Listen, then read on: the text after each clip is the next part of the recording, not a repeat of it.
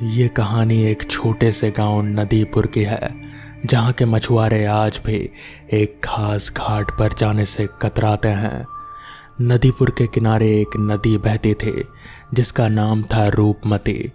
वैसे तो ये नदी बहुत शांत थी, लेकिन इसका एक कोना जिसे भैरव घाट कहा जाता था, वहां कोई भी मछुआरा रात के समय कदम नहीं रखता था। गांव के बुजुर्ग कहते थे कि सालों पहले एक मछुआरा भारी लालच में वहां गया और फिर कभी वापस नहीं लौटा। रामू, जो गांव का सबसे युवा और थोड़ा जिद्दी मछुआरा था, इन बातों पर यकीन नहीं करता था। एक रात जब गांव में मछलियों की कमी थी, उसने सोचा कि अगर वो भैरव घाट जाकर जाल डालेगा तो उसे सबसे बड़ी और महंगी मछलियां मिलेगी। रात के करीब 1 बज रहे थे। रामू अपनी छोटी नाव लेकर भैरव घाट की ओर चल पड़ा।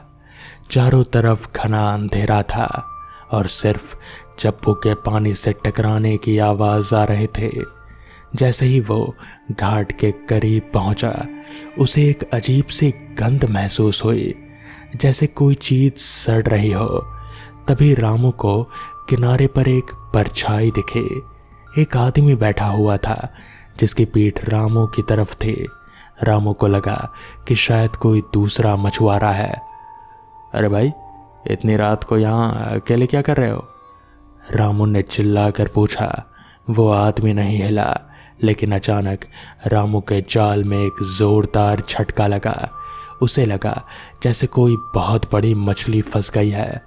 वो खुशी खुशी जाल खींचने लगा, लेकिन जाल इतना भारी था कि उसकी नाव एक तरफ झुकने लगी।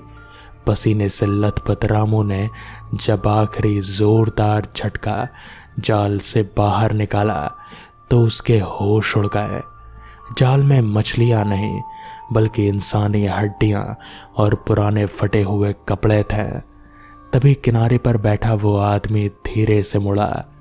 डर के मारे रामू का चेहरा सूख गया। उस आदमी का चेहरा आधा सड़ा हुआ था और आंखें बाहर लटक रहे थे। वो हवा में तैरते हुए रामू की नाव की ओर बढ़ने लगा और एक ऐसी आवाज में बोला जो इंसानी नहीं हो सकती थी। आज मेरा जाल खाली था, अच्छा हुआ तुम आ गए। रामू ने डर के मारे चप्पू छोड़ दिया और पानी में छलांग लगा दी। वो पागलों की तरह तैरते हुए दूसरे किनारे की ओर भागा। पीछे से उसे किसी के जोर जोर से हंसने की डरावनी आवाजें आ रही थी। रामू के हाथ पांव ठंडे पड़ चुके थे, लेकिन मौत के डर ने उसके शरीर में बिजली जैसी फुर्ती कर दी थी। वो पानी को चीरते हुए किनारे की ओर भागा। पीछे से आ रही वो डरावनी हंसी अब उसके कान के बिल्कुल पास सुनाई दे रहे थे, जैसे वो साया पानी में तैरते हुए उसके सिर पर खड़ा हो। तभी रामू को अपने पैर पर किसी ठंडी और चिपचिपी चीज का एहसास हुआ। उसे लगा जैसे पानी के नीचे से अनगिनत हाथों ने उसके पैर जकड़ लिए हों। वो डूबने लगा। छोड़ो मुझे जाने दो, रामू चीखा, लेकिन उसके मुंह में नदी का खारा और बदबूदार पानी भर गया। रामू ने हिम्मत नहीं हारी। डूबते हुए उसने अपनी कमर में बंधा एक छोटा सा डंडा निकाला और उन ठंडे हाथों पर अंधाधुन वार किया। जैसे ही डंडा किसी सख्त चीज से टकराया, उसकी पकड़ ढीली हुई और रामू ने एक लंबी सांस ली। वो फेफड़ों में हवा भरने की पूरी ताकत से किनारे की ओर झपटा। जैसे ही रामू का हाथ किनारे की गीली मिट्टी पर पड़ा, पीछे से एक ठंडी लहर आई और उसे वापस खींचने की कोशिश करने लगी। लेकिन तभी पास के पुराने मंदिर की घंटी बजी। सुबह की पहली किरण की हल्की सी लाली आसमान में फूटने लगी। उस साए की चीख पूरे जंगल में गूंज उठी, एक ऐसी चीख जिसमें दर्द और गुस्सा दोनों था। सूरज की पहली किरण पड़ते ही वो आकृति धीरे धीरे धुएं में बदलने लगी। रामू ने पीछे मुड़कर देखा। वो भयानक आदमी अब अपनी असली शक्ल में था। वही मछुआरा जो सालों पहले गायब हुआ था। उसकी आंखों में अब डरावनापन नहीं बल्कि एक अजीब सी विनती थी। उसने मरते हुए स्वर में कहा, मेरा जाल काट दो, मुझे आजाद करो।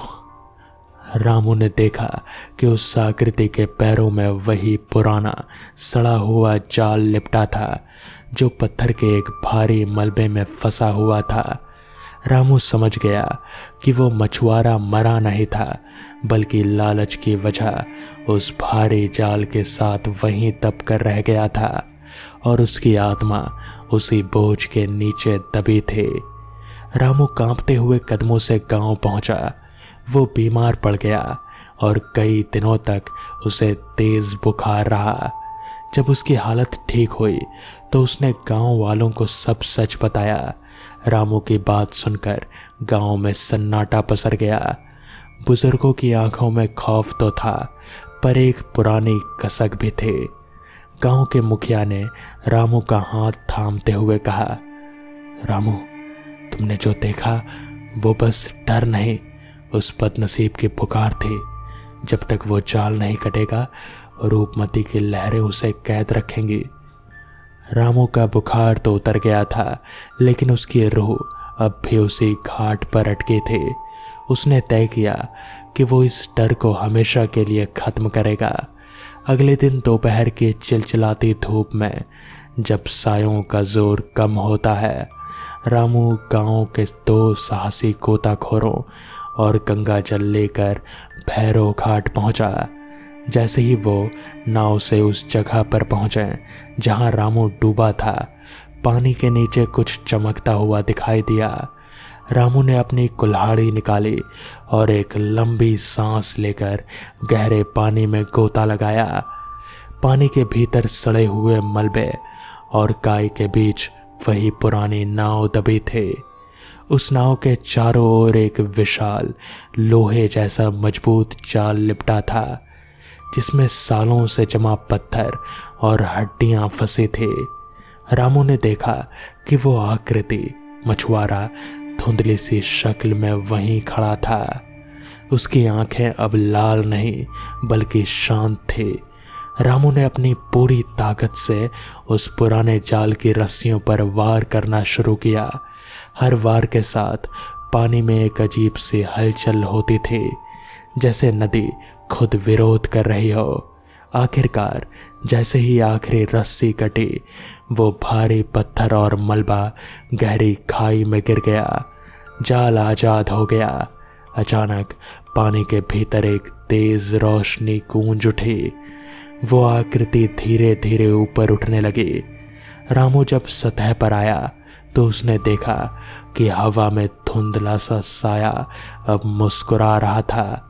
उसने रामू की तरफ हाथ उठाया जैसे शुक्रिया कह रहा हो और फिर धूप की किरणों में विलीन हो गया। उस दिन के बाद से भैरव घाट की वो सांधाड़ खत्म हो गई।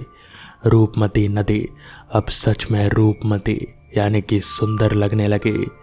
रामू ने लालच का त्याग कर दिया और गांव का सबसे सम्मानित मछुआरा बना।